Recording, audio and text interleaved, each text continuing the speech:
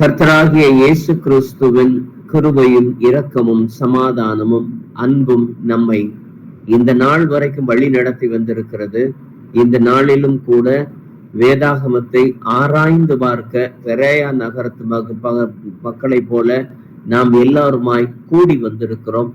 அதற்காய் கர்த்தருடைய சமூகத்துல ஸ்துதியையும் கனத்தையும் ஸ்தோத்திரத்தையும் நன்றியையும் செலுத்தி இந்த நாளினுடைய பைபிள் ஸ்டடிக்குள்ளார நாம் கடந்து போவோம். யாக்கோபு எழுதின நிருபம் 2வது அதிகாரம் 14வது வசனத்தை வாசிப்போம். என் சகோதரரே, ஒருவன் தனக்கு விசுவாசம் உண்டென்று சொல்லியும் கிரியை இல்லாதவனானால் அவனுக்கு பிரயோஜனம் என்ன? அந்த விசுவாசம் அவனை ரட்சிக்குமா? ஆமென்.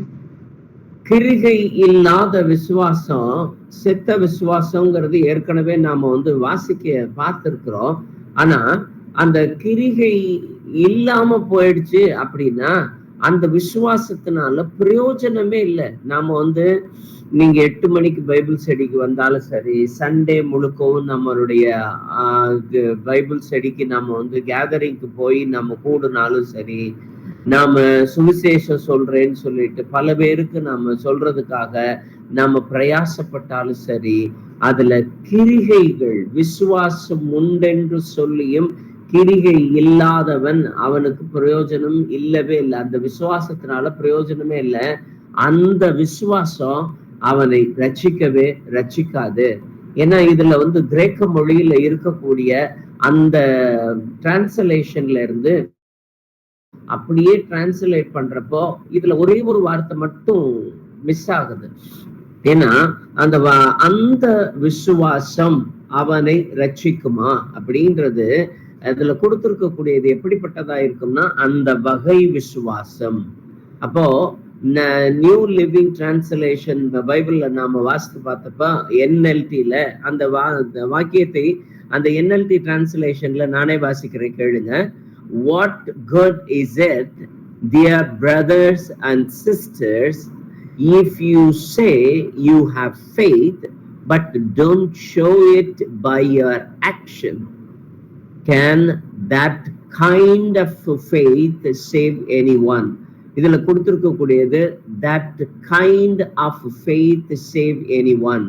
அந்த விசுவாசம் அவனை ரட்சிக்குமா அப்படிங்கிறதற்கு இந்த நியூ லிவிங் டிரான்ஸ்லேஷன்ல கொடுத்திருக்கிறது can that kind of faith. that kind of faithன்றது அந்த வகை விசுவாசம் அப்படின்னு தான் சரியான மொழிபெயர்த்திருக்கலாம். அப்ப அந்த வகை விசுவாசம் அவனை ரட்சிக்குமா? அப்போ நமக்கு வச்சிருக்கக்கூடிய விசுவாசம் 2 வகையா இருக்குது. ஒண்ணு கிரிகை உள்ள விசுவாசம், இன்னொன்னு கிரிகை இல்லாத விசுவாசம். அப்ப கிரிகை இல்லாத விசுவாசம் என்னைக்குமே ரட்சிக்கவே ரட்சிக்காது. வசனம் அப்படிதான் சொல்லுகிறது. அந்த வகை விசுவாசம் அவனை ரட்சிக்குமா? இப்ப நாம வச்சிருக்கக்கூடிய விசுவாசம் ஏன்னா யாக்கோபுல இதே 2வது அதிகாரத்துல 19வது வசனத்தையும் 20வது வசனத்தையும் வாசிக்க கேட்போமே. தேவன் ஒருவர் உண்டென்று விசுவாசிக்கிறாய், அப்படி செய்கிறது நல்லதுதான். பிசாசுகளும் விசுவாசித்து நடுங்குகின்றன. வீணான மனுஷனே, கிரியைகள் இல்லாத விசுவாசம் செத்ததென்று நீ அறிய வேண்டுமோ? ஆமென். அப்ப தனியா நம்ம சொல்லணுமா? உனக்கு கிரிகை இல்லாத விசுவாசம் செத்த விசுவாசம்னு தனியா உனக்கு சொல்லணுமா? தேவன் ஒருவன் உண்டென்று விசுவாசிக்கிறது மாத்திரம் விசுவாசம் இல்லை. ஒன் காடை பத்தி விசுவாசிக்கிறது மட்டும், ஒன் காட்ல பேப்டிசம் வாங்கிக்கிறது மட்டும், ஒன் காட்ல இருக்கக்கூடிய சபையில கூடுறது மாத்திரம் விசுவாசம் அல்ல. அதையும் தாண்டி ஆவிக்குரிய கனியோடு அதற்குரிய அன்போடு நாம இந்த பூமியில வாழக்கூடியவர்களா இருக்கும் பட்சத்துலதான் அத்தகையதொரு விசுவாசம் நம்மளை ரட்சிக்க கூடிய விசுவாசமாய் இருக்கிறது. இல்ல அப்படின்னா அது எல்லாமே செத்த விசுவாசமா. 2 விசுவாசம் நம்ம கிட்ட இருக்கு. அந்த வகை விசுவாசம் அப்படிங்கிறது செத்த விசுவாசம், அவனை ரட்சிக்குமா? கிரிகை இல்லாமல் இருக்கக்கூடிய செத்த விசுவாசம். இன்னொன்னு உயிருள்ள விசுவாசம். ஏன்னா நாம ரோமருக்கு எழுதின நிருபம் 10வது அதிகாரம் 9-10 வாசிப்போம். என்னவென்றால், கர்த்தராகிய இயேசுவை நீ உன் வாயினாலே அறிக்கையிட்டு தேவன் அவரை மரித்தோரிலிருந்து எழுப்பினார் என்று உன் இருதயத்திலே விசுவாசித்தால் ரட்சிக்கப்படுவாய். நீதியுண்டாக இருதயத்திலே விசுவாசிக்கப்படும், ரட்சிப்புண்டாக வாயினாலே அறிக்கை பண்ணப்படும். ஆமென். அப்போ நாம அறிக்கை செய்யக்கூடிய விதத்துல இருக்கணும். நம்மளுடைய வாயினாலையுமே நம்மளுடைய இருதயத்துல விசுவாசிக்கிறது மாத்திரம்தான். ஏன்னா இன்னைக்கு சபையில இருக்கக்கூடிய அத்தனை பேருக்கும் இருதயத்துல விசுவாசம் உண்டு, இல்லாம யாருமே இல்லவே இல்லை. அப்படி ஒரு விசுவாசம் இருக்க போய் தான் இன்னைக்கு ஆண்டையாச்சும் நம்ம அமர்ந்திருக்கிறோம். அப்படி இருதயத்துல இருக்கக்கூடிய விசுவாசம் வாயினால அறிக்கை பண்ணப்படணும். நண்பர்களுக்கு மத்தியில, உறவினர்களுக்கு மத்தியில, நம்மளுடைய உடன் பிறப்புகளுக்கு மத்தியில, ஊழியம் செய்யக்கூடிய இடத்துல, நம்மளுடைய வேலை பார்க்கக்கூடிய ஸ்தலத்துல, எந்த இடமா இருந்தாலும் அந்த இடத்துல அது வாயினால அறிக்கை பண்ணப்படணும். அதே சமயத்துல நம்மளை பார்க்கிறவர்கள் இவர்கள் கிறிஸ்து அவர்கள் என்று சொல்லக்கூடிய விதத்துல நம்மை பார்த்து அவர்களும் அறிக்கை பண்ணக்கூடிய விதத்துல நம்மளுடைய கிரியைகளும் அதற்கு ஏற்புடைய விதத்துல இருக்கணும். அப்படி இல்லை அப்படின்னா இது தேவனால் உண்டானது அல்ல அப்படிங்கிற மாதிரி ஆயிடும். எபேசியருக்கு நிருபம் 2வது அதிகாரம் 8-9 வசனத்தை வாசிப்போம். கிருபையினாலே விசுவாசத்தை கொண்டு ரட்சிக்கப்பட்டீர்கள். இது உங்களால் உண்டானதல்ல, இது தேவனுடைய ஈவு. ஒருவரும் பெருமை பாராட்டாதபடிக்கு இது கிரியைகளினால் உண்டானதல்ல. ஆமென். இது தேவனால கிடைக்கக்கூடிய விசுவாசம். நீங்க இப்ப உடனே கிரியை பண்ணிக்கிறேன் அப்படின்றதுனால நான் என்னது அன்பு செலுத்துறேன், என்னுடைய இரக்கத்தை காட்டுறேன், என்னுடைய நீடிய பொறுமையை காட்டுறேன், அப்படி இப்படின்னு சொல்லிட்டு ஆவியினுடைய கனியின் பல சுவைகளை நாம எல்லாத்தையுமே காட்டக்கூடியவர்களா இருந்த உடனே இது என்னால உண்டானதுன்னு சொல்லி பெருமை பாராட்டுவதற்கு அந்த இடத்துல இடமே கிடையவே கிடையாது. காரணம், இது எல்லாமே தேவனால் உண்டானது. தேவன் நமக்கு கொடுத்திருக்கக்கூடிய ஈவு, அந்த ஈவை நமக்குள்ளார நாம வச்சிருக்கும் பட்சத்துலதான். ஏன்னா இது இன்னைக்கு நேத்து வந்திருக்க கூடியது அல்ல. ரோமருக்கு எழுதின நிருபம் 16வது அதிகாரம் 25வது வசனத்தை வாசிப்போமே. ஆதி காலம் முதல் அடக்கமாயிருந்து இப்பொழுது தீர்க்க தரிசன ஆகமங்களினாலே அநாதி தேவனுடைய கட்டளையின்படி வெளியரங்கமாக்கப்பட்டதும் சகல ஜாதிகளும் விசுவாசத்திற்கு கீழ்ப்படியும்படிக்கு அவர்களுக்கு அறிவிக்கப்பட்டதுமாய் இருக்கிற ரகசியத்தை வெளிப்படுத்துகிறதான. இப்ப நமக்கு கிடைச்சிருக்கக்கூடிய இந்த ரகசியத்தினுடைய வெளிப்பாடுகள், வெளிப்படுத்தின விசேஷத்துல இருக்கக்கூடிய அத்தனை ரகசியத்தில் இருக்கக்கூடிய வெளிப்பாடுகள் அப்படின்னா அவைகள் எல்லாமே அநாதி தேவனுடைய கட்டளையின்படி வெளியரங்கமாக்கப்பட்டதாய் இருக்கிறது. இன்னைக்கு நேத்து முடிவு பண்ணதல்ல, ஆகமங்களினாலே அநாதி தேவனுடைய கட்டளையின்படி அவைகள் எல்லாம் வெளிப்பட்டதா இருக்கிறது. நாம தோன்றுவதற்கு, உலகம் தோன்றுவதற்கு முன்பாகவே இவைகள் எல்லாம் தீர்மானிக்கப்பட்டதாகவே இருக்கிறது. தாயின் கருவில நான் உருவேற்படுவதற்கு முன்பாகவே தேவனால் நிதானிக்கப்பட்டவைகள் இவைகள். அதனாலதான் இந்த ரகசியம் எல்லாமே நமக்கு வெளிப்பட்டிருக்குது. எத்தனையோ பேருக்கு அறிவிக்கப்பட்டாலும் நாம போற எல்லாம் சொல்றோம், ஒவ்வொரு இடத்துலயும் நாம இந்த சுவிசேஷத்தை அறிவிக்கிறோம், எல்லாருமே ஏத்துக்கிறது கிடையாது. ஏத்துக்க கூடிய அளவிற்கு நம்மளுடைய கண்களை திறந்ததும் செவிகளை திறந்ததும் உணரக்கூடிய விதத்துல நம்மளுடைய இருதயத்தையும் மாற்றி இருக்கிறது தேவனுடைய சுத்த ஈவு. அதனால இந்த விலையேற பெற்ற விசுவாசத்தை நாம் நற்கிரியைகள் செய்வதற்கு ஒவ்வொரு சமயத்திலையுமே அந்த கிரியையோடு இருக்கக்கூடிய விசுவாசத்தோடு, ஏன்னா நாம பைபிள் படிக்கிறவங்களா இருந்தாலும் சரி, நீங்க ஆலயத்துக்கு செல்கிறவர்களா இருந்தாலும் சரி, ஆனா அந்த கிரியை இருக்கணும். பொய் சொல்லக்கூடாது, கோபப்படக்கூடாது, குடும்பத்துல இருக்கக்கூடியவர்களை நாம நல்ல தக்க விதத்துல நடத்தக்கூடியவர்களாய் இருக்கணும். உறவுகளுக்குள்ளார நல்ல மதிப்புடையவர்களாய் நாம இருக்கணும்.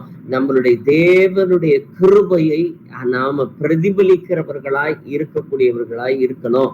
அப்படிங்கிறதுனாலதான் எபேசியருக்கு எழுதின நிருபம் 2வது அதிகாரம் 10வது வசனத்தை வாசிப்போம். கிரியைகளை செய்கிறதற்கு நாம் கிறிஸ்து இயேசுவுக்குள் சிருஷ்டிக்கப்பட்டு தேவனுடைய செய்கையாய் இருக்கிறோம். அவைகளில் நாம் நடக்கும்படி அவர் முன்னதாக அவைகளை ஆயத்தம் பண்ணி இருக்கிறார். ஆமென்.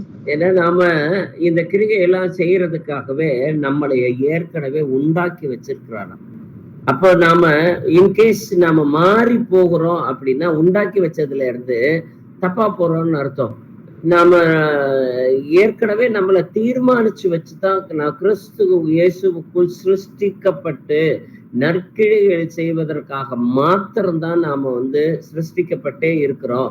கோவப்படுறதுக்காகவோ எதிர்த்து பேசுறதுக்காகவோ நம்மளுடைய காரியங்கள்ல எல்லாத்திலும் தேவனுக்கு விரோதமா எதைகளை எல்லாத்தையும் செய்யறதுக்காகவோ நட்புகளை பகைக்கிறதற்காகவோ உறவுகளை எதிர்ப்பதற்காகவோ எல்லாம் நம்மளை படைக்கவே இல்லை தேவன்.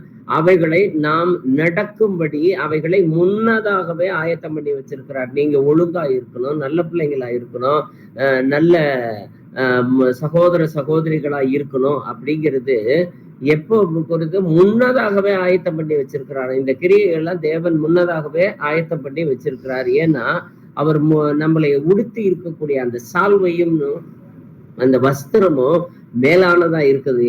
ஏசாயா தீர்க்க தரிசன புத்தகம் 61வது அதிகாரம் 10வது வசனத்தை வாசிப்போம். கர்த்தருக்குள் பூரிப்பாய் மகிழ்கிறேன், என் தேவனுக்குள் என் ஆத்துமா களி கூர்ந்திருக்கிறது. மணவாளன் ஆபரணங்களினால் தன்னை அலங்கரித்துக் கொள்ளுகிறதற்கும் மணவாட்டி நகைகளினால் தன்னை சிங்காரித்துக் கொள்ளுகிறதற்கும் ஒப்பாக அவர் ரட்சிப்பின் வஸ்திரங்களை எனக்கு உடுத்தி நீதியின் சால்வையை எனக்கு தரித்தார். ஆமென். ஏன்னா நம்மள ஒரு மணவாட்டிய மாத்தி அந்த மணவாளனோட கொண்டு சேர்க்கிறதுக்கு உத்தம மணவாட்டியாய் தேவனுடைய கரத்துல ஒப்படைக்கிறது தான் என்னுடைய பிரதான வேலை அப்படின்னு சொல்லி தன்னுடைய நிருபத்துல சவுல் சொல்லுகிறான். அதே போலதான் நம்மளை உத்தமமானவர்களாய் ஒப்படைப்பதற்கு தேவன் ஏற்கனவே இந்த வஸ்திரத்தை எல்லாத்தையுமே உண்டு பண்ணி வச்சிருக்கிறார். அந்த வஸ்திரத்தை உடுத்தி கொள்வதற்கு தேவன் நம்மளை ஆயத்தம் பண்ணி வச்சிருக்கிறார். அந்த வஸ்திரமும் நீதியினுடைய சால்வையும் அவர் தான் எனக்கு தரித்து வச்சிருக்கிறார். அதனால நாம அதை அசூசிப்படுத்தணும் அப்படின்னா அது நம்மளுடைய சொந்த நீதி எல்லாமே அழுக்கான ஒரு கந்தையை போலவோ, தேவன் கொடுக்கக்கூடிய வஸ்திரம் தான் ஒரு மகா பெரிதான ஒரு அன்பளிப்பா நமக்குடைய இருக்கக்கூடியதா இருக்குது. ஏசாயா 64:6வது வசனத்தை வாசிப்போம். நாங்கள் அனைவரும் தீட்டானவர்கள் போல இருக்கிறோம், எங்களுடைய நீதிகள் எல்லாம் அழுக்கான கந்தையை போல இருக்கிறது. நாங்கள் அனைவரும் இலைகளைப் போல் உதிர்கிறோம், எங்கள் அக்கிரமங்கள் காற்றை போல் எங்களை அடித்து கொண்டு போகிறது. ஆமென். அப்போ நம்மளுடைய கிரியைகள்ல அக்கிரமமோ தேவனுக்கு விரோதமான செயல்களோ அவருக்கு விரும்பாத இருக்கக்கூடிய விரோதமாய் இருக்கக்கூடிய எந்த காரியங்களும் நமக்குள்ளார இருந்துச்சுன்னா நம்மளுடைய நீதி காற்றை போல அடிச்சுக்கிட்டு போயிடும். காற்றை போல அடிச்சுக்கிட்டு போற அளவுக்கு நம்மளுடைய காரியங்கள் எல்லாமே இருக்கும். ஏன்னா ஒரு தீட்டானவர்களை போல, தீட்டானது அப்படின்னா சாதாரணமான ஒரு வார்த்தை இது கிடையவே கிடையாது. லேவியராகமோ 15வது அதிகாரம் 19வது வசனத்தை வாசிப்போம். சூதக ஸ்திரீ தன் சரீரத்தில் உள்ள உதிர ஊரலின் நிமித்தம் 7 நாள் தன் விளக்கத்தில் இருக்க கடவுள். அவளை தொடுகிறவன் எவனும் சாயங்காலம் மட்டும் தீட்டுப்பட்டிருப்பானாக. ஆமென். அப்போ அந்த உதிரப்போக்கோடு இருக்கக்கூடிய ஒரு பெண்ணை மாத்திரம் தொட்டாலே அவை 7 நாள் அவள் விளக்க உள்ளவர்களா இருக்கணும். அதை தொட்டாலே சாயந்தரம் வரைக்கும் தீட்டுள்ளவனாய் இருப்பான் அப்படிங்கிற மாதிரி வேதாகமத்தினுடைய லேவியராகமத்தினுடைய கட்டளைகள் பழைய பிரமாணம். அப்போ அந்த அளவிற்கு தீட்டு அப்படிங்கிறது பழைய ஏற்பாட்டுல உண்டானது. அப்ப தொடக்கூட முடியாத அளவுக்கு அழுக்கான கந்தையோடு கூட இருக்கக்கூடிய அளவுக்கு இருக்கிறவர்களை தொட்டு தூக்கினவர்கள் தான் இயேசு கிறிஸ்து. ஏன்னா இயேசு கிறிஸ்து பெரும்பாடுள்ள ஸ்திரியை தொட அந்த சந்தர்ப்பத்தை நாம வாசித்து பார்த்தோம் அப்படின்னா லூக்கா 8:43-48 வரைக்கும் வாசிப்போம். அப்பொழுது 12 வருஷமாய் பெரும்பாடு உள்ளவளாயிருந்து தன் ஆஸ்திகளை எல்லாம் வைத்தியர்களுக்கு செலவழித்தும் ஒருவனாலும் சொஸ்தமாக்கப்படாதிருந்த ஒரு ஸ்திரீ அவருக்கு பின்னாக வந்து அவருடைய வஸ்திரத்தின் ஓரத்தை தொட்டாள். உடனே அவருடைய பெரும்பாடு நின்று போயிற்று. அப்பொழுது இயேசு, என்னை தொட்டது யார் என்று கேட்டார். எங்களுக்கு தெரியாது என்று எல்லாரும் சொன்னபோது பேதுருவும் அவனுடனே கூட இருந்தவர்களும், ஐயரே, திரளான ஜனங்கள் உம்மை சூழ்ந்து நெருங்கி கொண்டிருக்கிறார்களே, என்னை தொட்டது யார் என்று எப்படி கேட்கிறீர் என்றார்கள். அதற்கு இயேசு, என்னிலிருந்து வல்லமை புறப்பட்டதை அறிந்திருக்கிறேன், ஆதலால் ஒருவர் என்னை தொட்டதுண்டு என்றார். அப்பொழுது அந்த ஸ்திரீ தான் மறைந்திருக்கவில்லை என்று கண்டு நடுங்கி வந்து அவர் முன்பாக விழுந்து தான் அவரை தொட்ட காரணத்தையும் உடனே தான் சொஸ்தமானதையும் எல்லா ஜனங்களுக்கும் முன்பாக அவருக்கு அறிவித்தாள். அவர் அவளை பார்த்து, மகளே, திடன்கொள், உன் விசுவாசம் உன்னை ரட்சித்தது. சமாதானத்தோடே போ என்றார். ஆமென். வஸ்திரத்தின் ஓரத்தை தொட்டால் அப்படின்னா வஸ்திரத்தில் இருக்கக்கூடிய ஒரு தொங்கலை தான் தொட்டிருக்கிறார். வஸ்திரத்தினுடைய தொங்கல் இருக்குது அப்படின்னாலே யூதர் அபிமார்களுக்கு உண்டான ஒரு காரியம் என்ன அப்படின்னா, வஸ்திர தொங்கத்துல இளநீளத்துல இருக்கக்கூடிய நாடா மாதிரி இருக்கக்கூடியதை கட்டிக்குவாங்க. அந்த நாடாவுக்கு கீழே இருக்கக்கூடிய குஞ்சம் போன்ற இருக்கக்கூடிய பகுதியில ஒரு 8 முடிப்பா போட்டு முடிச்சு வச்சிருப்பாங்க. அதே மாதிரி தங்களுடைய காலரை சுத்தியும் தங்கள் கைகள் பகுதியிலும் ஆடையினுடைய விளிம்புகள்லையுமே எல்லா இடங்கள்லையுமே இதை தைத்து வைத்திருப்பார்கள். அந்த இளநீல நாடா அப்படிங்கிறது எப்போதுமே கட்டளைய பிரமாணத்தை அவர்களுக்கு நினைவு கூட்டக்கூடியதா இருக்கும். அப்ப இந்த பிரமாணத்தின்படி பார்த்தோம் அப்படின்னா, லேவியராகமத்து வாஸ்த பிரமாணத்தின்படி பார்த்தோம் அப்படின்னா 7 நாள் விளக்கப்பட்டிருக்கக்கூடிய ஒரு ஸ்திரீ, உதரப்போக்கோடு இருக்கக்கூடிய ஸ்திரீ இயேசு கிறிஸ்துவ தொற்றுதா அப்படின்னா இயேசு கிறிஸ்துவும் தீட்டுடையவரா மாறி இருக்கிறதுக்கான வாய்ப்பு உண்டு. ஆனா அந்த வஸ்திர தொங்கலையாவது நான் தொட்டு சுகமாவே அப்படின்னு சொல்லி தொட போகிற முந்தின செகண்டே அவருடைய உதறு போக்கு எல்லாமே நீங்கி விட்டது. அதுக்கப்புறமேட்டு அவரை தொடுறப்பவே சொஸ்தமானவளாதான் தொட்டா. காரணம், அது சொஸ்தமானது அந்த வஸ்திரத்தில் இருக்கக்கூடிய வல்லமையை காட்டிலும் இவள் இருதயத்தில் இருக்கக்கூடிய விசுவாசம் மாத்திரமே. அந்த விசுவாசம், ஏன்னா அந்த விசுவாசத்த உடன்படிக்கை தேவன் நமக்காக பிணையாளரா மாறிடுறாரு. உடனே அவளுடைய வியாதிகள் எல்லாத்தையுமே அவர் மீது சுமத்தப்பட்டு அவர் எல்லாத்தையுமே சுமந்து தீர்க்கிறவராய் இருக்கிறதுனால அவர் நமக்காக எல்லாவற்றையுமே பாவமாகினார். எபிரேயர்கள் நிருபம் 22வது வசனம் 7:22 வாசிப்போமே. அவ்வளவு விசேஷித்த உடன்படிக்கைக்கு பிணையாளி ஆனார். அவ்வளவு பிணையாளி அப்படின்னா நமக்கு பதிலா அவர் பலியானாரு அப்படிங்கிறது தான் பிணையாளி. ஒருத்தருக்கு பதிலா இன்னொருத்தரை கொண்டு போய் அந்த இடத்துல வைக்கிறது தான். நான் பட வேண்டிய அடிகளை என் அருளாதர் இயேசு கிறிஸ்து பட்டார். நான் பட வேண்டிய தண்டனைகளை, நான் அனுபவிக்க வேண்டிய தண்டனைகளை என் இயேசு கிறிஸ்து அனுபவித்தார்.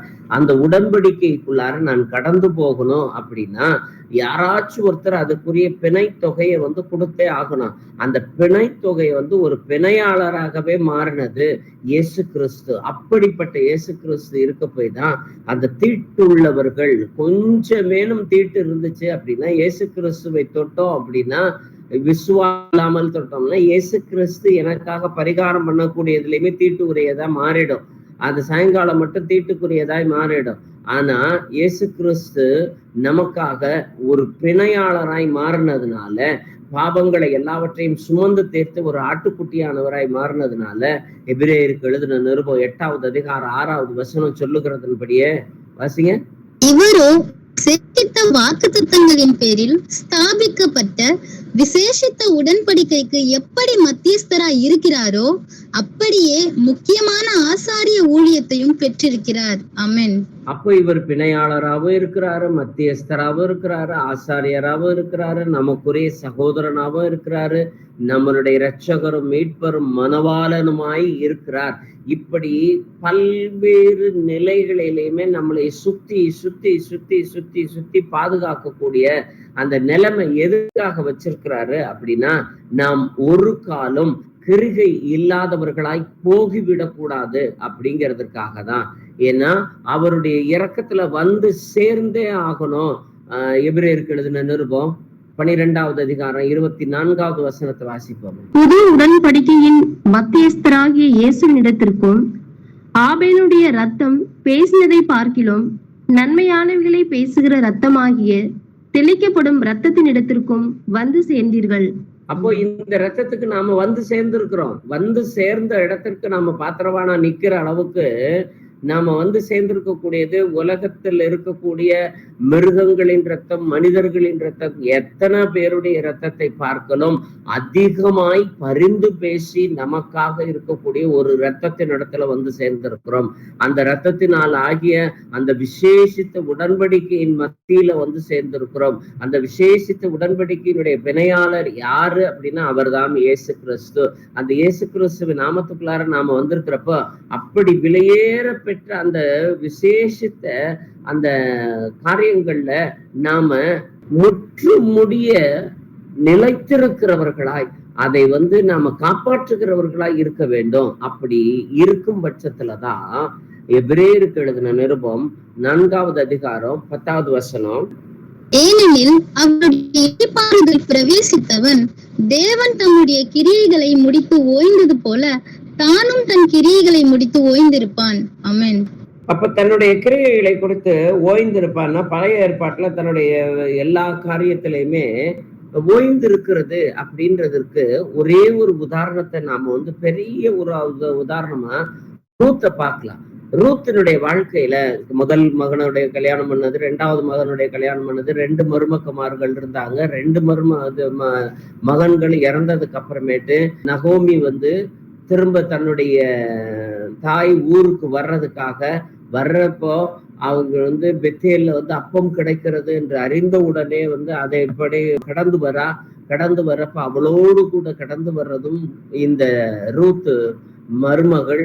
ஆனா வந்ததுக்கு அப்புறமேட்டும் கதிர்களை பொறுக்கி எவ்வளவு சங்கடங்கள்ல, எவ்வளவு அலைச்சல்கள்ல, எவ்வளவு ஏழ்மையிலையும் எல்லாத்துலயுமே 2 பெண்களும் இருந்தார்கள். அதுல இவருடைய அலைச்சல் எல்லாவற்றையுமே அவர் தீர்த்தது ஒரே ஒரு இரவுலதான். அந்த ஒரே ஒரு இரவுல அதுக்கப்புறமேட்டு அவர் அலைந்ததாகவோ திரிந்ததாகவோ கதர் பொறுக்கினதாகவோ அவர் படாத பாடுபட்டதாகவோ எந்த ஒரு வசனமும் குறிப்பிடப்படவே இல்லை. ரூத் 3வது அதிகாரம் முதல் 4 வசனத்தை வாசிப்போமே. பின்பு அவள் மாமியாகிய நகோமி அவளை நோக்கி, என் மகளே, நீ சுகமாய் வாழ்ந்திருக்கும்படி நான் உனக்கு சௌக்கியத்தை தேடாதிருப்பேனோ? நீ போவாசின் வேலைக்காரிகளோட குடியிருந்தாயே, அவன் நம்முடைய உறவின் முறையான் அல்லவா? இதோ அவன் இன்று ராத்திரி களத்திலே வார்கோதுமை தூற்றுவான். நீ குளித்து எண்ணெய் பூசி உன் வஸ்திரங்களை உடுத்தி கொண்டு அந்த களத்திற்கு போ. அந்த மனுஷன் புசித்து குடித்து தீரும் மட்டும் அவன் கண்ணுக்கு எதிர்படாமல் இரு. அவன் படுத்து கொண்ட போது அவன் படுத்திருக்கும் இடத்தை நீ பார்த்திருந்து போய் அவன் கால்களின் மேல் மூடியிருக்கிற போர்வையை ஒதுக்கி நீ படுத்துக்கொள். அப்பொழுது நீ செய்ய வேண்டியது இன்னதென்று அவன் உனக்கு சொல்லுவான் என்றாள். அதுக்கப்புறமேட்டு என்ன செய்யணும், ஏது செய்யணும், அதுக்கப்புறம் என்ன நடக்கும் அப்படிங்கறதுல இல்ல, அதுக்கப்புறமேட்டு என்ன செய்யணும்ன்றது போய் ஏன்னா இவளுடைய வாழ்க்கையில அலைந்து தெரிந்து கஷ்டப்பட்டு நொறுக்கப்பட்டு வந்திருக்கக்கூடிய அந்த சோர்வினுடைய வாழ்க்கையில அந்த போவாசுங்கிற ஒரு இடத்துல சேருகிற பொழுது இவளுக்கு எல்லாமே ஓய்ந்து போகிறது. ஓய்ந்து தன் கிரியைகளை எல்லாவற்றையும் முடித்து ஓய்ந்து இருக்கிறவனாய் மாறுகிறார்கள். ஏனெனில் அவருடைய இளைப்பாறுதலில் பிரவேசித்தவன். ஏன்னா போவாசனுடைய போர்வக்குள்ளார போய் படுத்த ரூத்துக்கு அவருடைய காரியங்கள் எல்லாமே மாற்றப்பட்டதா இருக்கிறது. பட் இயேசு கிறிஸ்துவனுடைய வஸ்திர தொங்கல் பட்டவளுக்கு அந்த தீட்டுக்குரிய காரியங்கள் எல்லாமே நீங்கி போனது. அப்படி நாம இயேசு கிறிஸ்துவனுடைய ரட்சிப்பினுடைய வஸ்திரத்துக்குள்ளாரே சால்வைக்குள்ளாரே நாம் கடந்து போகிற பொழுது தன்னுடைய கிரியை எல்லாம் ஓய்ந்து இருக்கிறது போல தாமும் ஓய்ந்து இருக்க வேண்டியதா இருக்கும். அந்த என்னைக்கு போவாசினுடைய போர்வைக்குள்ளார இவ போனாலோ அன்னையில இருந்து ரூத்து ஓய்ந்து இருக்கக்கூடிய விதத்துல வேதம் சொல்லுகிறதாய் இருக்கிறது. அதே போல தேவனுடைய சமூகத்துக்குள்ளார நாம் வந்திருக்கிற பொழுது அக்கிரமத்தின் கிரியைகளுக்கு ஓய்ந்தவர்களாகவும் புரடிகளுக்கு ஓய்ந்தவர்களாகவும் நம்மளுடைய பொய் பேச்சுகளுக்கு ஓய்ந்தவர்களாகவும் பராக்குகளுக்கும் களியாட்டங்களுக்கும் வேசித்தனத்திற்கும் எல்லாத்துக்கும் நம்ம விலக்கி பாதுகாக்கக்கூடியவர்களாய் இருக்கக்கூடிய விதத்துல நம்மை மாற்றுகிறவர்களாய் நம் கிரியைகளை மாற்றுகிறவர்களாய் இருந்தோம்னா தான் நம்மளுடைய விசுவாசம் ரட்சிக்கிற விசுவாசமாய் மாறுகிறது. ஏன்னா போவாசன் அண்டை போகிற வரைக்கும் ரூத்துக்கிட்ட இருந்தது விசுவாசம் மட்டும்தான். ஆனா அந்த செய்கை தான் அவளை ரட்சிக்கக்கூடிய விசுவாசமாய் மாற்றினது. பிலிப்பியருக்கு எழுதின நிருபம் 1வது அதிகாரம் 5வது வசனத்தை வாசிப்போம். உங்களில் நற்கிரியை தொடக்கினவர் அதை இயேசு கிறிஸ்துவின் நாள் பரியந்தம் முடிய நடத்தி வருவார் என்று நம்பி. ஆமென். இப்போ இன்னைக்கு ஏற்கனவே நம்ம வாசித்த வசனத்தின்படி நம்ம கிட்ட இருக்கக்கூடிய எல்லா நற்கிரியையும் துவங்கி வச்சவர் இயேசு கிறிஸ்து தான். ஆனா அது ஏதோ பாதியிலே விட்டுட்டு போகிறதற்காக அல்ல, அவர் வருகை பரியந்தம் வரைக்கும் நம்மளை நடத்தி போகணுங்கிற ஒரே ஒரு முடிவோட தான் நம்மளைய அவர் வழி நடத்துகிறவராய் இருக்கிறார். அதனாலதான் நம்மளுடைய பாவங்கள், நம்மளுடைய மீறுதல்கள், அக்கிரமங்கள் எது இடையில இருந்தாலும் அத்தனையும் மன்னிக்கிறவராய் நம்மோடு கூட கடந்து வருகிறவராய் இருக்கிறார். சங்கீதம் 32 முதல் 2 வசனத்தை வாசிப்போம். எவனுடைய மீறுதல் மன்னிக்கப்பட்டதோ, எவனுடைய பாவம் மூடப்பட்டதோ அவன் பாக்கியவான். எவனுடைய அக்கிரமத்தை கர்த்தர் எண்ணாதிருக்கிறாரோ, எவனுடைய ஆவியில் கபடம் இல்லாதிருக்கிறதோ அவன் பாக்கியவான். ஆமென். இயேசு கிறிஸ்துவனுடைய நாமத்தினாலே, ஞானஸ்தானத்தினாலே மூழ்கி எழுந்திருக்கக்கூடிய நாம நீதிமானாக்கப்படும் போது, நம்மளுடைய பாவங்கள் மன்னிக்கப்படும் போது நம் மேல் பாவம் சுமத்தப்படுவது இல்லை. வேற யாராலையும் எதுனாலையும் வெளியில இருந்து எந்த ஒரு கிரியைகளாலுமே பாவம் சுமத்தப்படுவது இல்லை. ஆனா நமக்கு நாமே கிரிகை இல்லாமல் போவோமேயானால் அந்த மீறுதல்கள் எல்லாமே மன்னிக்கப்பட்டதை திரும்ப தோண்டி எடுக்கிறது யாருன்னா நான் தான் இருப்பேன். ஏன்னா அவரு எனக்கு பரிகாரியா போயிருக்கிறாரு, அவர் தான் எனக்கு பிணையாளராய் போயிருக்கிறாரு, அவர் தான் என்னுடைய அக்கிரமங்களை எல்லாவற்றையும் சுமந்திருக்கிறார். அப்படிப்பட்டிருக்கக்கூடிய அந்த இயேசு கிறிஸ்துவனுடைய காரியங்களை எல்லாத்தையுமே மாற்றி போடுகிறது யாரு அப்படின்னா என்னுடைய கிரிகை. ரோமருக்கு எழுதின நிருபம் 4வது அதிகாரம் 6ல இருந்து 8 வரைக்கும் வாசிங்க. அந்தபடி கிரியைகள் இல்லாமல் தேவனாலே நீதிமான் என்றெண்ணப்படுகிற மனுஷனுடைய பாக்கியத்தை காண்பிக்கும் பொருட்டு எவர்களுடைய அக்கிரமங்கள் மன்னிக்கப்பட்டதோ, எவர்களுடைய பாவங்கள் மூடப்பட்டதோ அவர்கள் பாக்கியவான்கள். எவனுடைய பாவத்தை கர்த்தர் எண்ணாதிருக்கிறாரோ அவன் பாக்கியவான் என்று தாவீது சொல்லி இருக்கிறான். ஆமென். தாவீது தன்னுடைய சங்கீதத்துல, இப்ப 32வது சங்கீதத்தை நாம வாசித்ததை திரும்பவும் நாம பழைய ஏற்பாட்டுல இருக்கக்கூடிய நிழலை புதிய ஏற்பாட்டினுடைய நிஜமாக நாம பார்க்கிறோம். அந்த நிஜத்துல இருக்கக்கூடிய ஜனங்கள் நாம தான். அந்த நிஜத்துல இருக்கக்கூடிய அந்த ஜனங்களாய் நாம இருக்கும் பட்சத்துல நம்மளுடைய அக்கிரமங்கள், பாவங்கள், மீறுதல்கள் எல்லாத்தையுமே என்னைக்கோ மூடிட்டாரு. தினைக்கும் நாம அதை தொடர்ந்து நாம உலகத்திற்கோ பிசாசுக்கோ காட்டுகிறவர்களாய் மாறுகிற பொழுது நம்மளுடைய விலையேற பெற்ற ரட்சிப்பை நாம கேள்விக்குறியாக்குறவர்களாய் இருக்கிறோம். ஏன்னா தேவன் நமக்காக பரிந்து பேசுகிறவர்களாய், நீங்க பாவம் செய்யாதபடிக்கு என்னது அவர்களுடைய அக்கிரமங்களை எல்லாவற்றையுமே வாசிப்போம். 1 யோவான் 2வது அதிகாரம் முதல் 2 வசனங்களை வாசிப்போம். என் பிள்ளைகளே, நீங்கள் பாவம் செய்யாதபடிக்கு இவைகளை உங்களுக்கு எழுதுகிறேன். ஒருவன் பாவம் செய்வானானால் நீதிபரராய் இருக்கிற இயேசு கிறிஸ்து நமக்காக பிதாவினிடத்தில் பரிந்து பேசுகிறவராய் இருக்கிறார். நம்முடைய பாவங்களை நிவர்த்தி செய்கிற கிருபாதார பலி அவரே. நம்முடைய பாவங்களை மாத்திரமல்ல, சர்வலோகத்தின் பாவங்களையும் நிவர்த்தி செய்கிற பலியாய் இருக்கிறார். ஆமென். இப்போ கிருபாதார பலி அப்படின்னா, ஒரு இடத்துல கொண்டு போய் ஒரு கடாய பலி கொடுத்துட்டா அப்படின்னா அந்த கடாயை கொடுக்க வேண்டாம், எனக்கு அது ரொம்ப பெரியமானது அப்படிங்கிற மாதிரி இருக்கிறப்ப அதுக்கு ஈடா இன்னொரு பலியை அந்த இடத்துல செலுத்தி ஆகணும் ஒரு பலி செலுத்தக்கூடிய இஸ்ரவேலன். அப்ப இஸ்ரவேலன் செலுத்த வேண்டிய அந்த பலியில ஒன்றுக்கு பதிலாக இன்னொன்னு கொடுக்கக்கூடிய பலிக்கு பேரு தான் கிருபாதார பலி. அப்ப அந்த கிருபாதார பலி அப்படின்னா அவரே பாவங்களை நிவர்த்தி செய்யக்கூடிய கிருபாதார பலி அப்படின்னா, பாவம் செய்தவன் நான், கோவப்பட்டது நானு, அக்கிரமத்தை செய்தது நானு, பொய் சொன்னது நானு, தேவனுடைய நியமங்களை மீறினது நானு, நிக்க வேண்டிய குற்றவாளி கொண்டுல இருக்க வேண்டியது நானு. ஆனா எனக்கு பதிலா அந்த இடத்துல நிற்கக்கூடியது என் அருள்நாதர் இயேசு கிறிஸ்து. இயேசு கிறிஸ்துவை அந்த இடத்துல கொண்டு போய் நிறுத்தினது யாரு? யூதாஸ் இல்ல, வேற இயேசு கிறிஸ்துவை அறியாத யூதர்கள் அல்ல, இயேசு கிறிஸ்துவை சிலுவையில அறைய பண்ணுவதற்காக இருக்கக்கூடிய ரோம போர்ச்சேவகர்களுக்கு அல்ல, நாம தான். நம்மளுடைய கிரியைகள் தான்.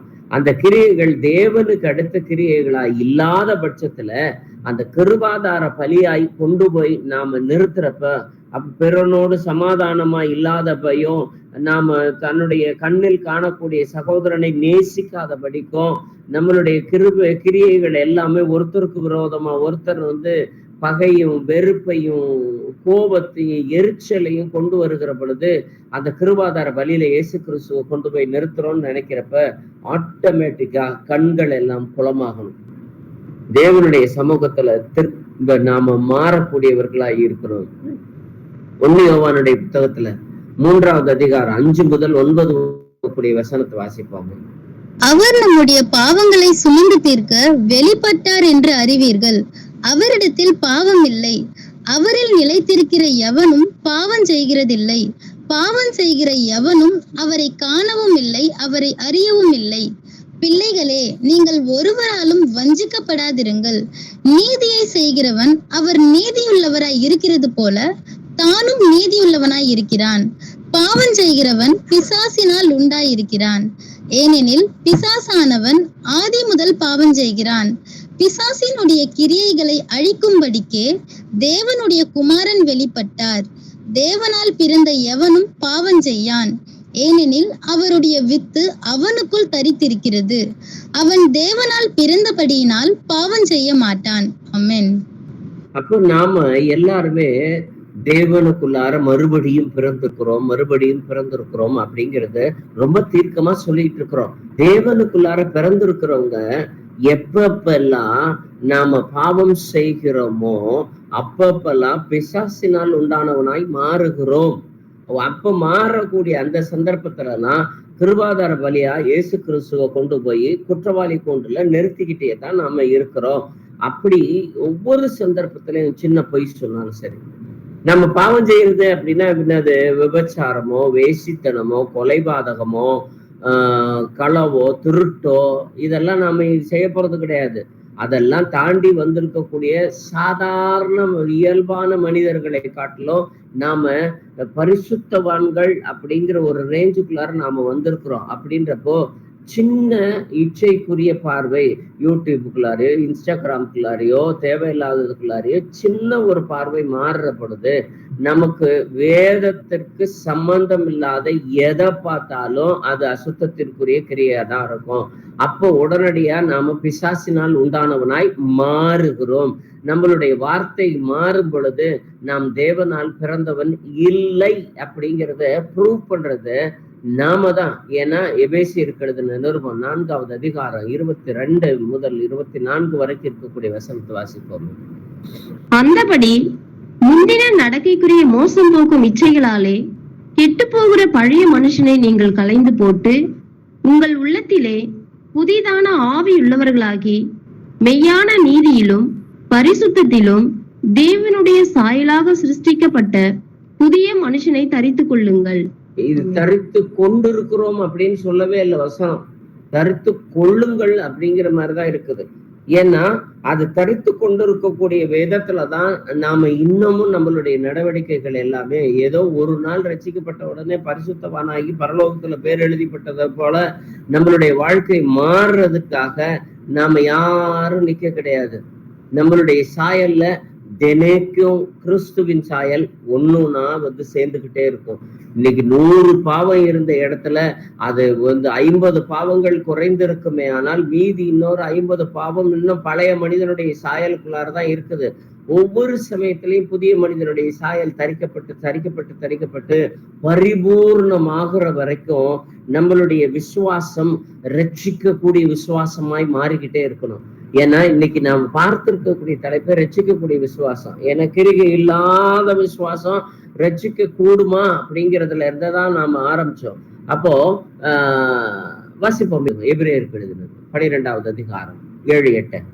நீங்கள் சிற்சியை சகிக்கிறவராய் இருந்தால் தேவன் உங்களை புத்திரராக எண்ணி நடத்துகிறார். தகப்பன் சிற்சியாவது புத்திரன் உண்டோ? எல்லாருக்கும் கிடைக்கும் சிற்சை உங்களுக்கு கிடையாதிருந்தால் நீங்கள் புத்திரராய் இராமல் வேசி பிள்ளைகளாய் இருப்பீர்களே. ஆமென். அப்படி சின்ன தப்பு செஞ்சுட்டோம் அப்படின்னா உடனே தேவன் சிட்சிக்கிறவராய் இருக்கிறார். இன்னைக்கு பேசுற செய்தி கூட அநேகர் சின்ன தப்பு பண்ணியிருந்தா கூட அதையுமே தேவன் ஓப்பனாவே கண்டிக்கிறவராய் இருப்பார். யாருக்கு எவருக்குன்றது அவரவர்களுடைய இருதயம் தீர்மானிக்கும். ஏன்னா தீர்ப்புங்கிறது 3 விதத்துல இருக்கக்கூடியதா இருக்கும். ஏன்னா நமக்கு நாமே நிதானிக்கக்கூடிய ஒரு விஷயமா இருக்கும். வாசிப்போமே 1 கொரிந்தியருடைய புத்தகம் 11வது அதிகாரம் 31வது வசனம். நம்மை நாமே நிதானித்து அறிந்தால் நாம் நியாயம் தீர்க்கப்படும். நாம நியாயம் தீர்க்கப்படாம இருக்கணும் அப்படின்னா நாம நம்மை நாமே நிதானித்து அறிகிறவர்களாய் நாம் இருக்க வேண்டியதா இருக்கணும். நம்மளை பத்தி நாம ஆராய்ஞ்சு பார்த்துக்கணும். நம்மளுக்கு நாமே நம்மளுடைய இருதயம் நம்மை குற்றவாளி என்று தீர்க்காதபடிக்கு. ஏன்னா நீங்கள் செய்த ஒரு சின்ன சின்ன மீறுதல்கள், சின்ன சின்ன தவறுகள், ரொம்ப பெருசெல்லாம் சொல்லவே இல்லை, சின்ன சின்னது, அப்பைக்கப்ப சொல்லிக்கிட்டே இருக்கும். உங்களுடைய இருதயம் உங்களை குற்றவாளி என்று சொல்லும். உங்களுடைய மீறுதல் என்னங்கிறத சொல்லிக்கிட்டே இருக்கும். அதை எல்லாத்தையுமே மாற்றக்கூடிய விதத்துல நம்மை நாமே நிதானித்து பார்க்கக்கூடிய தீர்ப்பு ஒரு பகுதியில இருக்கும். அது ரெண்டாவது. முதல் பகுதி நம்மை நிதானித்து பார்க்கக்கூடியது ஒண்ணு. ரெண்டாவது 1 சாமுவேலுடைய புத்தகம் 12வது அதிகாரம் முதல் வசனத்தை மட்டும் வாசிக்கணும். கர்த்தர் நாத்தானை தாவீதினிடத்தில் அனுப்பினார். இவன் அவனிடத்தில் வந்து அவனை நோக்கி, ஒரு பட்டணத்தில் 2 மனுஷர் இருந்தார்கள், ஒருவன் ஐஸ்வர்யவான், மற்றவன் தரித்திரன். இப்ப இதுக்கு அப்புறமேட்டு இருக்கக்கூடிய கதைகள் எல்லாமே நீல பகுதியா இருக்கும். முழுமையா இருக்கக்கூடிய அத்தனை வசனத்தை வாசிக்க தேவையில்லை, அது எல்லாத்தையுமே சொல்லிடுறேன். நாத்தான அனுப்பி, ஏன்னா நாத்தான் தீர்க்கதரிசியை அனுப்பி தாவீதுக்கு சொல்ல வேண்டிய கட்டாயம் என்னன்னா, இவன் பத்சேபாளுடைய விஷயத்துல அவன் உரியாவை கொலை செய்ததையும் பத்சேபாலோட பண்ணின வேசித்தனத்தையும் இவன் தன்னைத்தானே நிதானித்து அறியக்கூடிய நிலைமையில இருந்து தாண்டிட்டான். நீ என்னைக்கு உனக்கு நீ செய்யக்கூடிய சின்ன சின்ன தப்ப நீ உணர்றியோ, அதான் கிரியையில பெஸ்ட். அது சொந்த கிரியைகள்ல என்னைக்கு எவன் கரெக்டா இருக்கிறானோ, அப்போ சின்ன தப்பு செஞ்சோம்னாலும் உடனே தேவன் அவனை திருத்திடுவாரு. அப்படி திருத்தல அப்படின்னா இப்படிதான் நாத்தான அனுப்புவார். அது மாதிரி இன்னைக்கு செய்தி கூட இருக்கலாம். ஒருத்தருடைய தவறுகளை நீங்க இப்படி சின்ன சின்ன மீறுதல்கள்ல இருக்கிறீங்க, சின்ன சின்ன தவறுகள்லாம் இருக்குது, அதை எல்லாத்தையுமே சரி பண்ணிக்கங்க அப்படின்னு நாத்தான அனுப்புனது போல ஒரு சத்தம் கூட இன்னைக்கு வந்திருக்கலாம். அதனால இன்னைக்கு ரெண்டாவது அடுத்த ஆளை வச்சு தீர்க்கிறதா இருக்கும். தேவன் நம்மளுடைய ஊழியக்காரர்களை வைத்து அந்த இடத்துல அவர் உணர்த்துகிறவராய் இருக்கிறார். ஒண்ணு, நீங்களே உணருங்கள். இரண்டாவது, நாத்தானை குறித்து அவர் சொல்லி ஸ்டோரி சொல்றான். ஆடு மாடு வெகு திரளா இருக்குது, அவன் நம்பி இருந்தான். அப்ப அவனை எல்லாத்தையுமே எடுத்துக்கிட்டு இருக்கிறவோ யார் அந்த இரக்கமற்ற காரியம் அப்படின்னா 7வது வசனத்தை வாசிங்க. அப்பொழுது நாத்தான் தாவீதை நோக்கி, நீயே அந்த மனுஷன். இஸ்ரவேலின் தேவனாகிய கர்த்தர் சொல்லுகிறது என்னவென்றால், நான் உன்னை இஸ்ரவேலின் மேல் ராஜாவாக அபிஷேகம் பண்ணி உன்னை சவுலின் கைக்கு தப்புவித்து எவ்வளவுலாம் உனக்கு நான் செஞ்சிருக்கிறேன், எப்படி எல்லாம் உன்னை ஓட ஓட விரட்டினா சவுலு, கோலியாத்து கையில இருந்து விடுவிச்சேன், எல்லாத்தையுமே உனக்காக செஞ்சேன். ஆனா இந்த அக்கிரமம் செய்யறதுக்காகவா உன்னை நான் இவ்வளவு பெரிய ராஜாவாக்கி வச்சிருக்கிறேன் அப்படின்னு சொல்லிட்டு அவனை அந்த கண்டிக்க கூடிய விதத்துல நிற்கக்கூடியது யார் அப்படின்னா நாத்தான் தீர்க்கதரிசி. இன்னொரு ஆளை கொண்டாது. ஏன்னா இவன் நிதானித்து பார்த்திருந்தான் என்றால் அவன் நிச்சயமா தன்னை உணர்ந்து கொண்டிருப்பான். இப்படி நாத்தான் ஒளிப்பிடத்தில் அதை செய்ததை, நானே இந்த காரியத்தை இஸ்ரவேலர்களுக்கு முன்பாக இவன் மறைவாய் செய்திருக்கிறான், யாருக்கும் அது தெரியாது அப்படின்னு சொல்லிட்டு நினைச்சிருக்கிறது பகிரங்கமாக்கப்படும். 4 பேருக்கு மத்தியில நம்மளை அவமானப்படுத்துற விதத்துல ஏதாச்சும் சின்ன விதத்துல அது மாறும். எப்போ நீங்கள் மறைவாய் செய்யக்கூடிய தவறுகள் தேவனுடைய சமூகத்துல பகிரங்கமாக்கப்படுறதுக்கு காரணம் நீங்கள் உங்களையே நிதானித்து பார்க்கவில்லை அப்படின்ற பட்சத்துலதான் அடுத்த ஆளை வைத்து நமக்கு எதிர்ப்ப இருக்கக்கூடியது, அது ஒரு எஜமானா இருக்கலாம், ஊழியக்காரனா இருக்கலாம், அல்லது உங்களுக்கு இருக்கக்கூடிய அதிகாரிகளா இருக்கலாம், அலுவலகத்தில் வேலை செய்யக்கூடிய உடன் பயணிக்கிறவர்களா இருக்கலாம், யார் வேணாலும் இருக்கலாம். யாரையாச்சும் வச்சு தேவன் அந்த இடத்துல உணர்த்துவார். உணர்ந்து உணர்வுரையர்களாய் மாறினீங்க அப்படின்னா 13-14 வாசிச்சிருங்க. அப்பொழுது தாவீது நாத்தானிடத்தில், நான் கர்த்தருக்கு விரோதமாய் பாவம் செய்தேன் என்றான். நாத்தான் தாவீதை நோக்கி, நீ சாகாதபடிக்கு கர்த்தர் உன் பாவம் நீங்க செய்தார். ஆனாலும் இந்த காரியத்தினாலே கர்த்தருடைய சத்துருக்கள் தூஷிக்க நீ காரணமாய் இருந்தபடியினால் உனக்கு பிறந்த பிள்ளை நிச்சயமாய் சாகும் என்று சொல்லி நாத்தான் தன் வீட்டுக்கு போய்விட்டான்.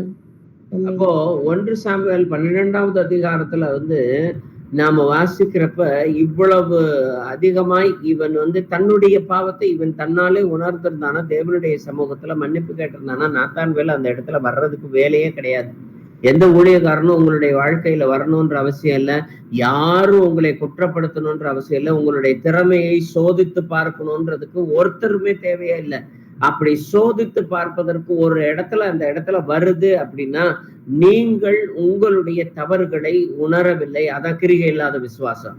விசுவாசம் வச்சிருக்கிறேன்னு சொல்லிட்டு, தேவனை மாத்திரம் நான் விசுவாசிக்கிறேன்னு சொல்லிட்டு நாம தேவனுடைய சமூகத்துல செய்ய வேண்டிய வேலைகளை யாராச்சும் மன்னிக்கணுமோ, யாராச்சும் விடுதலை ஆக்கணுமோ, நாம மாறிக்கணுமோ, கோவப்படாம இருக்கணுமோ, எரிச்சல் படாம இருக்கணுமோ, இது எல்லாத்தையும் மாத்திக்க வேண்டிய விஷயங்கள் எல்லாத்தையுமே மாசிக்காம நாம அப்படி இருக்கிறப்ப இன்னொருத்தரை கொண்டு நமக்கு சொல்லி கொடுக்கிறவரா இருக்கிறார். இது 2வது டைப்பான தீர்ப்பு.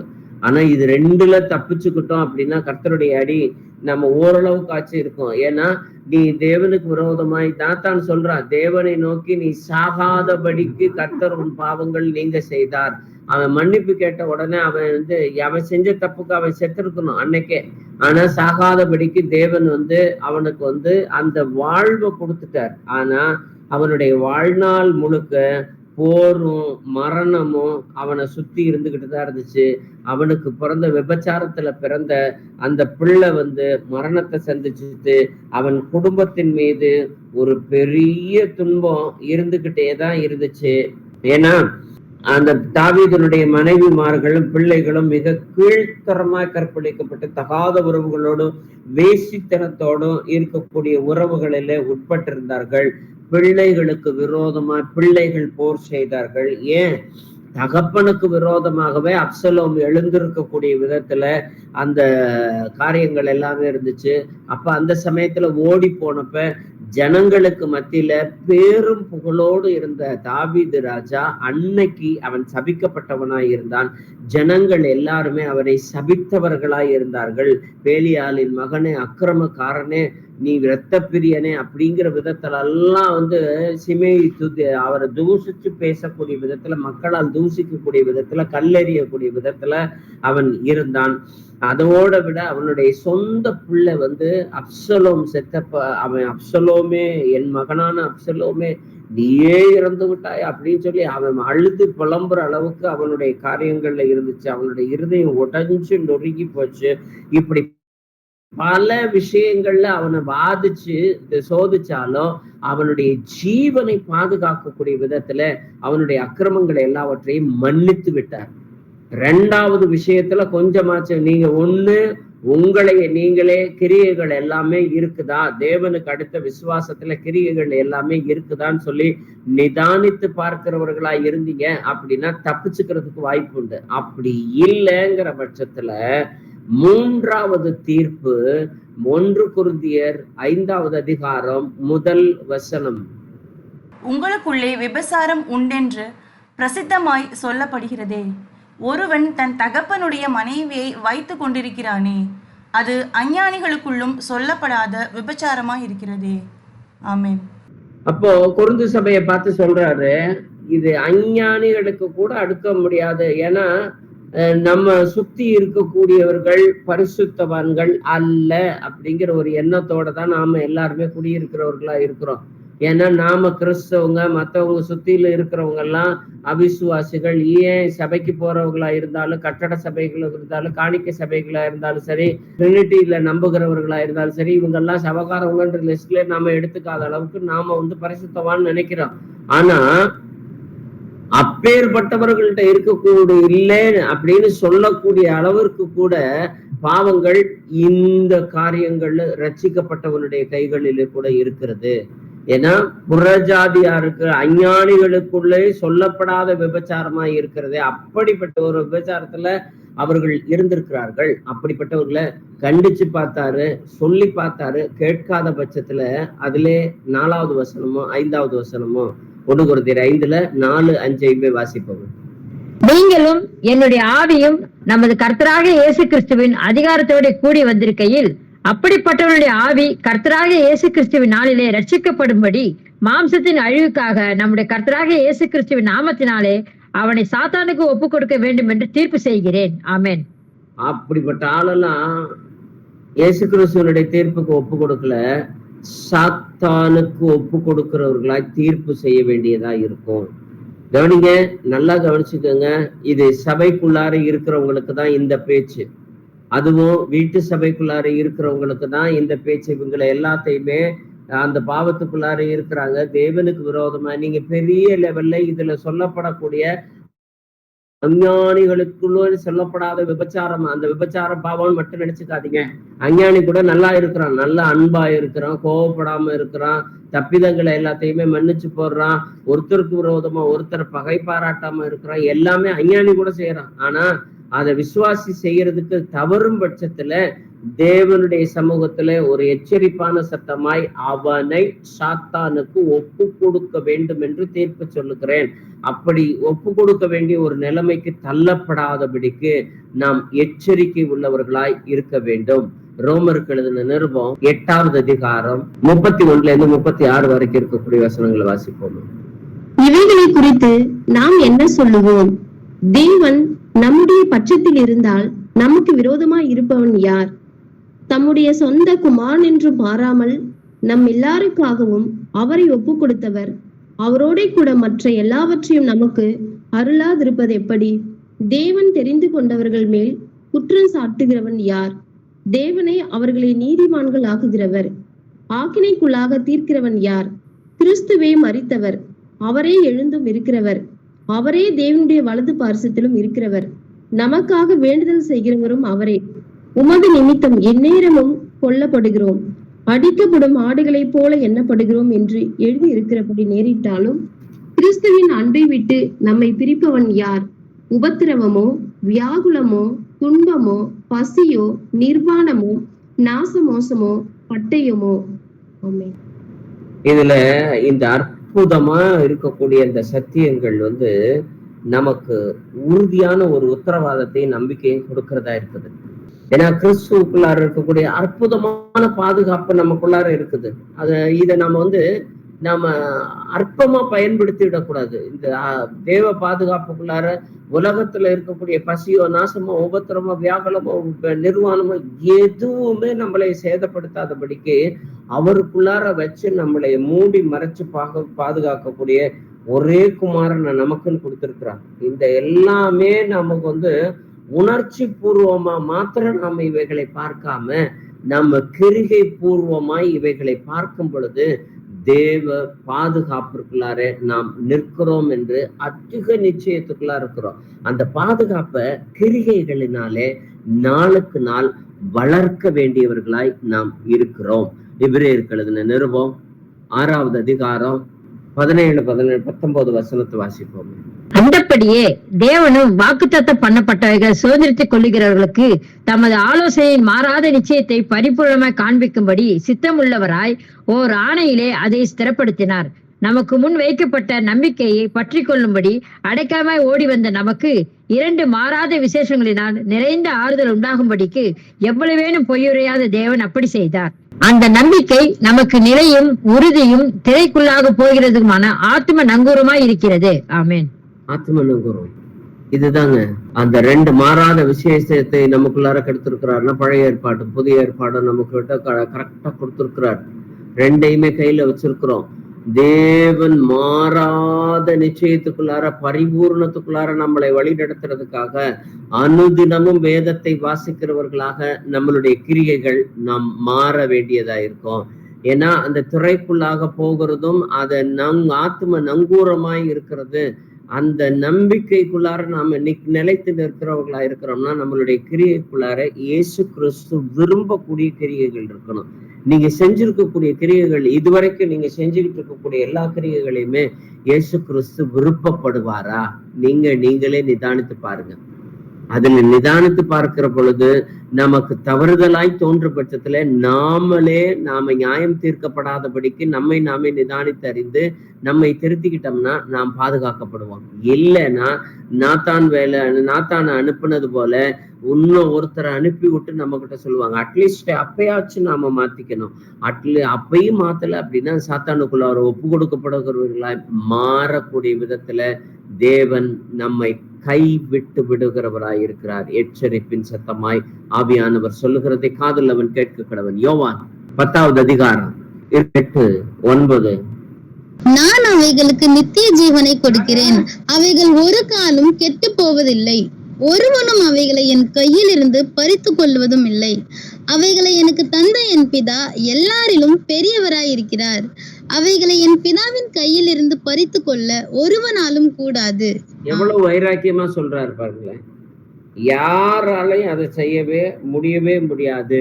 எனக்குன்னு ஒப்பு கொடுக்கப்பட்டிருக்கக்கூடிய ஜனங்கள் இவர்கள் என்னுடைய கைகளுக்குள்ளார இருக்கிறாங்க. இவங்களை எல்லாத்தையுமே தேவ பாதுகாப்புக்குள்ளார வைத்து நடத்த வேண்டியவன் நானா இருக்கிறேன் அப்படிங்கிற மாதிரி எல்லாத்தையுமே அவருக்குள்ளார வச்சிருக்கிறாரு.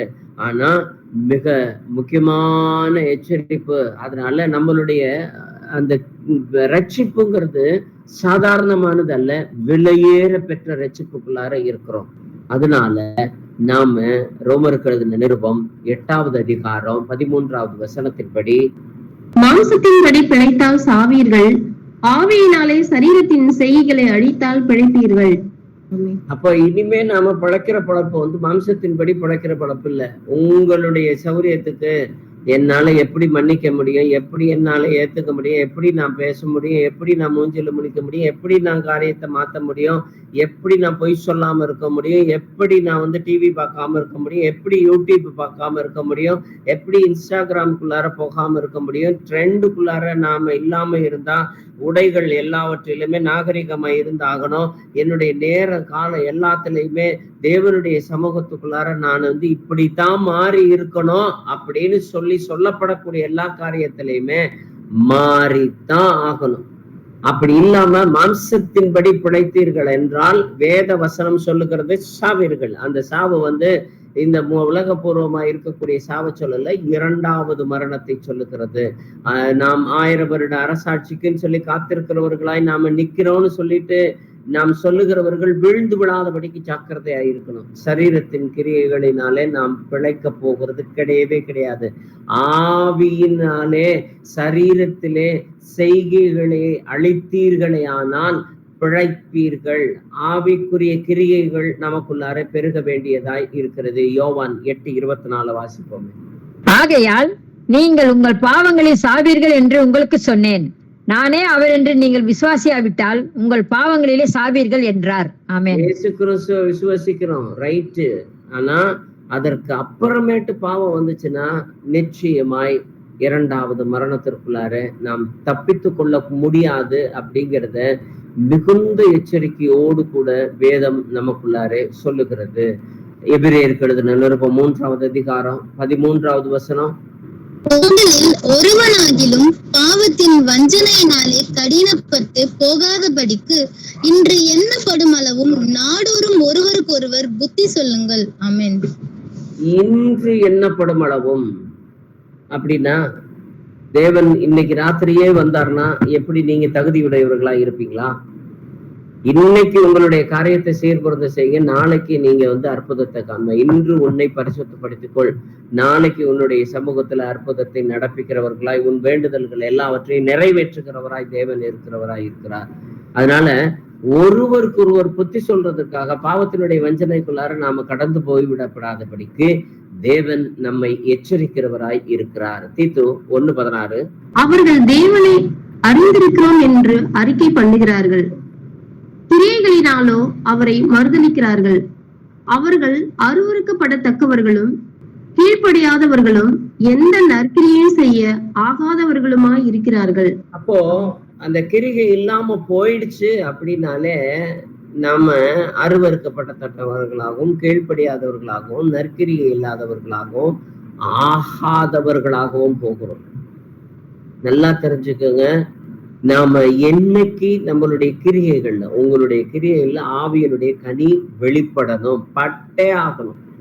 படணும்ன்றதை காட்டிலும் பட்டே ஆகணும். ஏன்னா அப்படி இல்லை அப்படின்னா நம்ம தேவனுடைய சமூகத்துல பாக்குறதுக்கு அருவருக்கத்தக்கதாகவும் ஆகாதவர்களாகவும் எந்த நல்ல செயலையும் செய்யறதுக்கு லாயக்கே கிடையாது அப்படின்னு சொல்ற அளவுக்கு நம்மளை மாற்றுகிறவதாகவும் பாவத்தினுடைய சம்பளம் மரணத்திற்குரியதாய் இருக்கிறது. எபிரேயர் 11வது அதிகாரம் 6வது வசனம். விசுவாசம் இல்லாமல் தேவனுக்கு பிரியமாய் இருப்பது கூடாத காரியம். ஏனென்றால் தேவனிடத்தில் சேருகிறவன் அவர் உண்டென்றும் அவர் தம்மை தேடுகிறவர்களுக்கு பலன் அளிக்கிறவர் என்று விசுவாசிக்க வேண்டும். ஆமென். விசுவாசிக்கணும். இந்த விசுவாசம் ஒவ்வொரு கிரியையிலையும் வெளிப்படணும். வியாதி வருதா, சங்கடம் வருதா, வேதனைகள் வருதா, தோல்வி வருதா, அந்த சமயத்துல பயத்தை காட்டிலும் திகில காட்டிலும் உலகத்தில் இருக்கக்கூடிய பொருட்களை காட்டிலும் தேவனை நம்புவது விசுவசிக்க வேண்டும். அவர் பலன் அளிக்கிறார் என்பதை நான் விசுவசிக்க வேண்டியவர்களாய் இருக்க வேண்டியது விசுவாசிக்கு அவசியமாய் இருக்கிறது. யோவான் 3:36. குமாரனிடத்தில் விசுவாசமாய் இருக்கிறவன் நித்திய ஜீவனை உடையவனாய் இருக்கிறான். குமாரனை விசுவாசியாதவனோ ஜீவனை காண்பதில்லை. தேவனுடைய கோபம் அவன் மேல் நிலை நிற்கும் என்றான். ஆமென். குமாரனிடத்தில் விசுவாசமாய் இருக்கிறவன் நித்திய ஜீவனை உடையவனாய் இருக்கிறான். குமாரனை விசுவாசியாதவனோ ஜீவனை காண்பது இல்லை. தேவனுடைய கோபம் அவன் மேல் நிலை நிற்கும். அப்போ தேவனுடைய நித்திய ஜீவன் நம்ம கிட்ட இருக்கணுமா, தேவனுடைய கோபம் நம்ம கிட்ட இருக்கணுமா, முடிவு பண்ண வேண்டியது நம்மை நாமே நிதானித்து பார்க்க வேண்டிய உத்தம இஸ்ரவேலர்களாய் நாம் இருக்கிறோம். பிரியமான சகோதரர்களே, எபிரேயருக்கு எழுதின நிருபம் 3வது அதிகாரம் 12வது சொல்லுகிறதின்படியே, சகோதரரே, ஜீவனுள்ள தேவனை விட்டு விலகுவதற்கேதுவான அவிசுவாசம் உள்ள பொல்லாத இருதயம் உங்களில் ஒருவனுக்குள்ளும் இராதபடிக்கு நீங்கள் எச்சரிக்கையாய் இருங்கள். ஏன்னா விசுவாசத்திற்கு ஏதுவான கிரியைகள் நம்ம கிட்ட புறப்பட்டு வரல அப்படின்னா அவரை விட்டு விலகி போகிறதுக்குரிய காரியமா இருக்கும். கூடுகைக்கு தவறுதலோ அல்லது ஜெபம் பண்றதுல தகருவதோ, நற்கிரியைகள் செய்கிறதுல தவறுதலோ, பிறரிடம் அன்பு காட்டுவதில் தவறுதலோ, கோபம் கொள்ளாதபடிக்கு நீடிய பொறுமையோடு சாந்தத்தோடு இச்சையடக்கத்தோடு இல்லாதபடிக்கு இதெல்லாம் தவறுறப்போ அவர் ஒருவனுக்குள்ளும் இல்லாதபடிக்கு நாம எச்சரிக்கையாய் இருக்க வேண்டியது நம்மளுடைய கடமையாய் இருக்கிறது. இந்த காலத்தினுடைய கட்டாயமாய் இருக்கிறது. வாசிப்போமே எபிரேயர் 3:13-14. உங்களில் ஒருவனாகிலும் பாவத்தின் வஞ்சனையினாலே கடினப்பட்டு போகாதபடிக்கு இன்று எண்ணப்படும் அளவும் நாடோறும் ஒருவருக்கு புத்தி சொல்லுங்கள். நாம் ஆரம்பத்திலே கொண்ட நம்பிக்கையை முடிவு பரியந்த உறுதியாய் பற்றி கொண்டு இருப்போமாகில் கிறிஸ்துவனிடத்தில் பங்குள்ளவர்களாய் இருப்போம். ஆமென். ரட்சிக்கப்பட்ட அன்னைக்கு நீங்க எப்படி விசுவாசத்தோட இருந்தீங்க? ரட்சிக்கப்பட்ட அன்னைக்கு எப்படி நீங்க தேவனுடைய சமூகத்துல தீவிரமா ஜெபம் பண்ணீங்க? அதே போல இன்னைக்கு மாறுங்க. அப்படி என்னைக்கு நான் ஆரம்பத்துல நான் இருந்தேனோ அப்படி இருக்கிற மாதிரி ஆதியிலே இருக்கக்கூடிய அன்பை விட்டு விட்டாய். அதுதான் வேதம் நம்ம கிட்ட அதிகமா எதிர்பார்க்கக்கூடியது. ஆதியில இருக்கக்கூடிய அன்பு நமக்குள்ளார இருந்தே ஆகணும் அப்படிங்கறத வேதம் நிச்சயமா பூரணமாய் நம்ம கிட்ட எதிர்பார்க்கக்கூடியதா இருக்குது. எபிரேயருக்கு எழுதின நிருபம் 2வது அதிகாரம் 4 வசனத்தை வாசிப்போம். ஆகையால் நாம் கேட்டவைகளை விட்டு விலகாதபடிக்கு அவைகளை மிகுந்த ஜாகிரதையாக கவனிக்க வேண்டும். ஏனெனில் தேவதூதர் மூலமாய் சொல்லப்பட்ட வசனத்திற்கு விரோதமான எந்த செய்கைக்கும் கீழ்ப்படியாமைக்கும் நீதியான தண்டனை வரத்தக்கதாக உறுதிப்படுத்தப்பட்டிருக்க, முதலாவது கர்த்தர் மூலமாய் அறிவிக்கப்பட்டு பின்பு அவரிடத்தில் கேட்டவர்களாலே நமக்கு உறுதியாக்கப்பட்டதும், அடையாளங்களினாலும் அற்புதங்களினாலும் பலவிதமான பலத்த செய்கைகளினாலும் தம்முடைய சித்தத்தின்படி பகிர்ந்து கொடுத்த பரிசுத்த ஆவியின் வரங்களினாலும் தேவன் தாமே சாட்சி கொடுத்ததுமாய் இருக்கிற இவ்வளவு பெரிதான ரட்சிப்பை குறித்து நாம் கவலையற்று இருப்போமானால் தண்டனைக்கு எப்படி தப்பித்துக் கொள்ளுவோம்? ஆமென். கடைசியா வாசித்ததை நான் திரும்ப வாசிக்கிறேன். இவ்வளவு பெரிதான ரட்சிப்பை குறித்து நாம் கவலையற்று இருப்போமே ஆனால் தண்டனைக்கு எப்படி தப்பித்துக் கொள்வோம்? இதுவரைக்கும் நாம எச்சரிப்பினுடைய சத்தத்தை எல்லாத்தையுமே பார்த்தோம். நமக்கு ஒண்ணு நம்மை நாமே நிதானித்து அறிந்து நம்ம தீர்ப்பு நாம பார்த்துக்கிட்டோம் அப்படின்னா, நம்மளுடைய இருதயம் நம்மை குற்றவாளி என்று தீர்க்காதபடிக்கு நம்மளைய மாத்திக்கிட்டோம் அப்படின்னா தப்பிச்சுக்குவோம். 2வது, நாத்தான்வேலை பத்தி சொன்னது போல யாராச்சும் சொன்னாங்கன்னா அட்லீஸ்ட் அப்பயாச்சும் திருத்திக்கிட்டோம்னா கூட நாம தப்பிச்சு போறதுக்கான வாய்ப்பு உண்டு.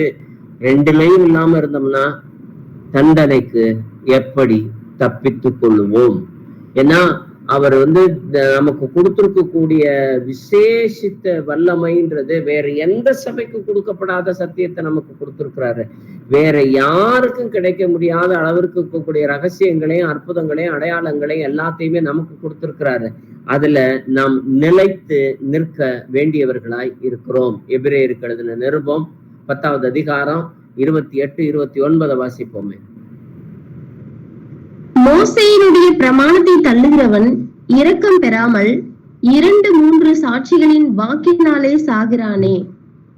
தேவனுடைய குமாரனை காலின் கீழ் மிதித்து தன்னை பரிசுத்தம் செய்த உடன்படிக்கையின் இரத்தத்தை அசுத்தம் என்றெண்ணி கிருபையின் ஆவியை நிந்திக்கிறவன் எவ்வளவு கொடிதான ஆக்கினைக்கு பாத்திரவானாய் இருப்பான் என்பதை யோசித்து பாருங்கள்.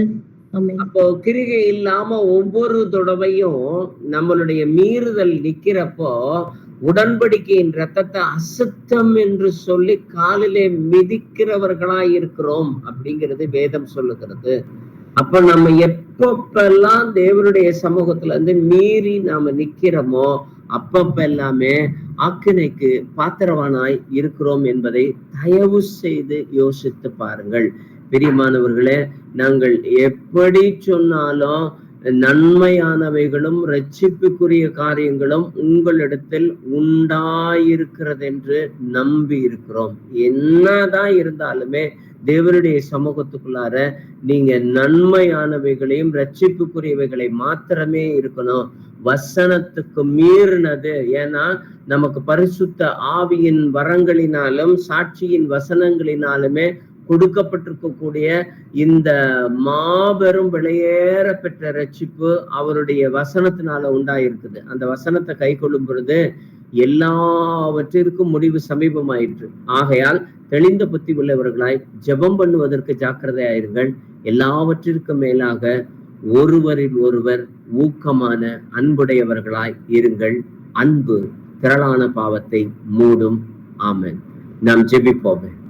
தேவனுடைய சமூகத்திற்குள்ளார தலைகளை தாழ்த்தி நம்ம இந்த நாளிலே கேட்ட சத்திய வசனத்தின்படி இருதயம் குத்துண்டவர்களாய் இருப்போமே ஆனால், நம்மளுடைய கிரியைகள் யாதொன்றும் குறைவுள்ளதாய் இருக்குமே ஆனால், தேவனுடைய சமூகத்துல அவைகளை எல்லாவற்றையுமே ஒப்பு கொடுப்போம்.